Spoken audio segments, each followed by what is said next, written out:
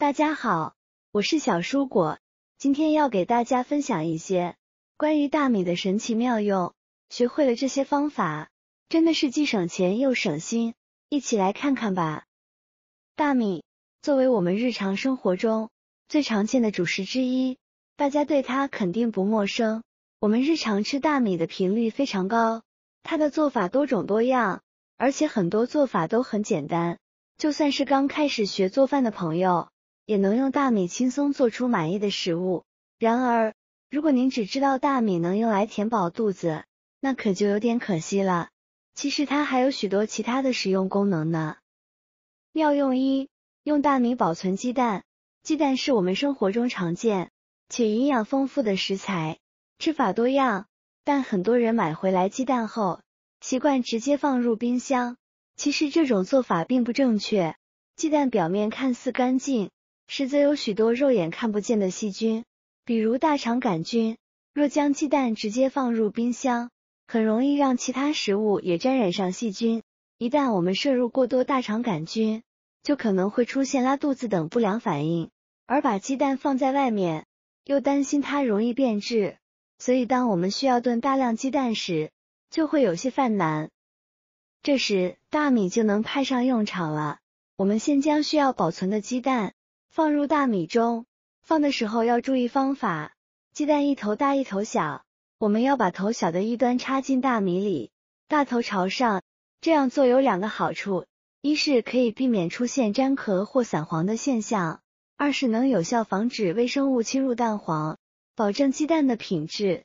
这是因为大米里的米粉会慢慢进入鸡蛋的缝隙，阻止细菌进入鸡蛋，而且大米质地干燥，能吸收鸡蛋表面的水分，使鸡蛋不容易变质。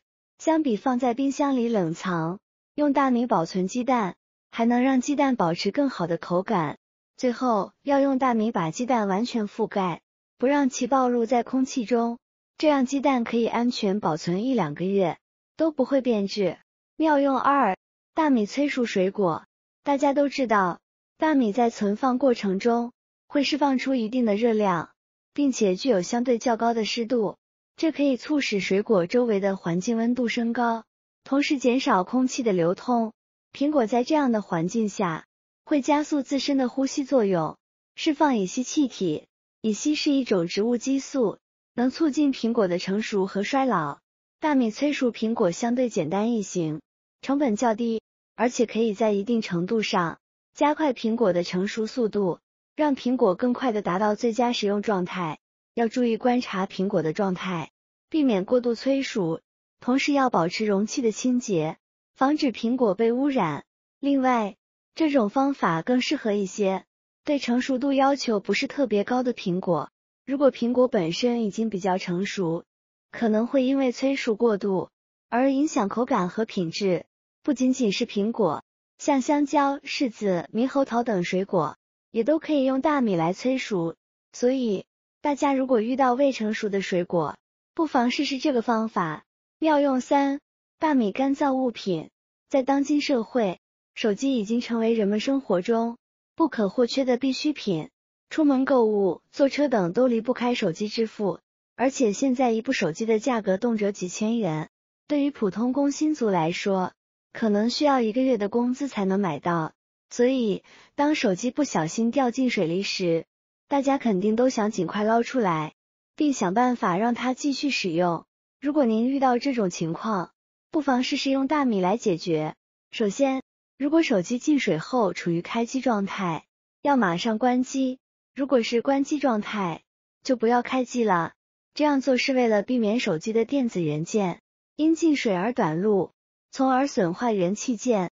也不要试图用力甩干手机中的水分，只需用纸巾擦干手机表面和接口处的水，然后将手机插入大米中，用大米完全覆盖，静置1天1夜。因为大米具有很强的吸湿性，能够吸收手机内部残留的水分。经过24小时后，手机通常就可以正常开机使用了。妙用四，大米保存刀具。剪刀、螺丝刀、起子、削皮刀等铁制工具，在每个家庭中都经常用到，但这些工具一旦沾上水，或者长时间暴露在空气中，就很容易生锈。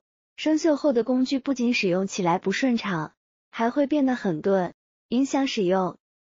不过，大米可以帮助我们解决这个问题。我们可以先用保鲜膜将这些铁质工具包裹起来，然后放入大米中，用大米完全覆盖。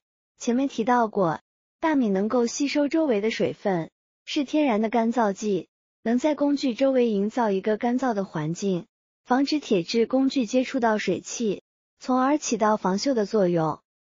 妙用5：大米去污。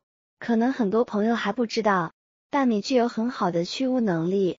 进入冬季，保温杯使用频繁，而用久了的保温杯底部常常会有水垢、黄渍、茶渍等脏东西。如果不清洗干净，长期使用这样的保温杯，会对健康造成危害。但由于保温杯杯身长、杯口小，手伸不进去，清洁起来非常困难。这时，我们可以利用大米来清洁。先往保温杯里倒入一些大米，再加入半杯温水，盖上杯盖后用力摇晃2分钟左右。在摇晃的过程中，大米的撞击力会不停地摩擦里面的水垢和黄渍，而且大米中的淀粉成分还能快速软化油污，去除油污的效果非常好。摇晃完后，将污水倒出，再用温水将保温杯漂洗干净。多漂洗几遍后，就会发现保温杯内部变得清亮如新。以上就是大米的几种神奇妙用。没想到我们每天都吃的大米，居然有这么多用途吧？而且大家不用担心，使用这些方法会浪费大米。每次烹煮前，只要把大米按照正常的手法淘洗干净就可以了。大米是世界上许多地区人们的主食之一，含有多种营养成分。大米中含量最高的营养成分是碳水化合物，主要是淀粉，含量可达 75% 至 80% 左右。淀粉在人体内经过消化酶的作用，会被分解为葡萄糖，为身体提供能量。例如，一个从事轻体力劳动的成年人，每天可能需要摄入约250至300克碳水化合物来维持身体基本的能量需求。大米是很好的碳水化合物来源。大米中的蛋白质含量一般在 7% 至 8%， 虽然其蛋白质的质量不如动物蛋白，但仍然是人体蛋白质的重要来源之一。大米蛋白含有人体必需的各种氨基酸，如赖氨酸、蛋氨酸等，不过其中赖氨酸的含量相对较低。对于素食者来说，大米和其他谷物的组合可以提高蛋白质的营养价值，例如将大米与豆类一起食用，豆类中富含赖氨酸，大米中富含蛋氨酸，两者相互补充，可以提供更全面的必需氨基酸。大米中的脂肪含量较低，通常在 1% 左右，这些脂肪主要是不饱和脂肪酸，如油酸、亚油酸等，对人体健康有益。亚油酸是人体必需的脂肪酸，它在人体内可以转化为花生四烯酸，对于维持细胞膜的正常结构和功能，调节胆固醇代谢等方面发挥重要作用。好了，今天的视频内容就分享到这里。如果我的视频对您有帮助，记得点赞、转发、分享哦，希望能帮助到更多的朋友。